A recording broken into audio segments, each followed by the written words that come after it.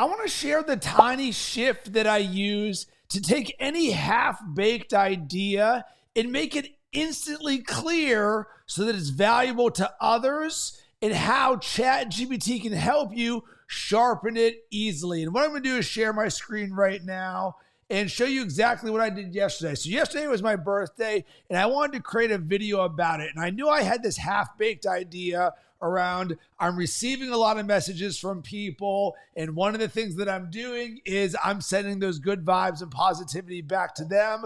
And this is something that is definitely a skill of mine in the way that I communicate and I do relationship building. And I believe it's something around the power of reciprocity or giving to receive. And the thing that I did to create the clarity is this line right here. What's the theme to tie this in that's aligned to what I'm building? Because yes, I can just ramble and do half-baked ideas. But one of the things that is a superpower is when you can distill that idea, turn it into a concept, and then build it from there. And one of the things that was very important, which I share with all my clients, take what's in your head and get it into ChatGPT. So I literally shared exactly what I was feeling. I even had a half-baked idea of what this could be about. And that's when it came with the theme of intentional reciprocity. And I used the word reciprocity in my half-baked idea, but it distilled this for me and created a term where I've never seen these two words together before. But I love it because it actually spoke to what it is that I was sharing right there.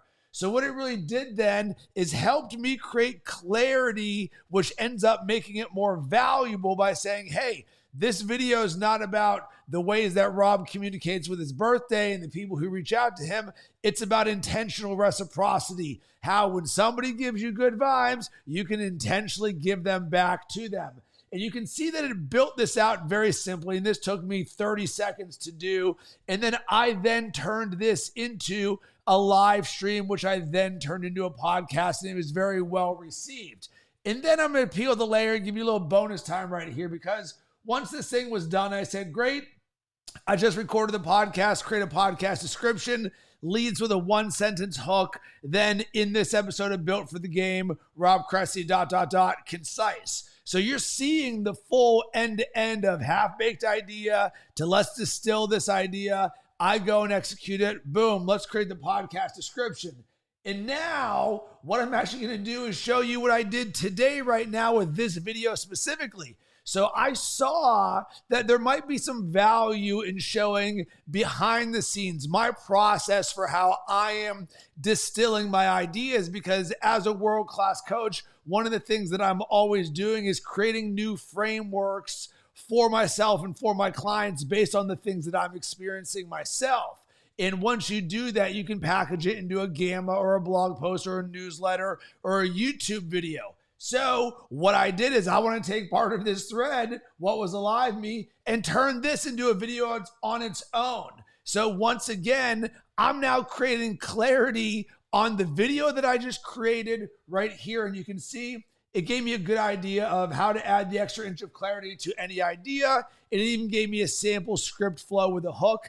In my mind, I only needed two things. Number one, what's the title? Number two, what's the hook? I know I'm about to share my screen with everybody and show them, but it was good, but it didn't quite land for me because there's a little bit of ambiguity in here. And I do get the irony that it's a video about clarity and then the title they gave me is not clear. So I just said, that's great. I need a better video title because that's kind of vague.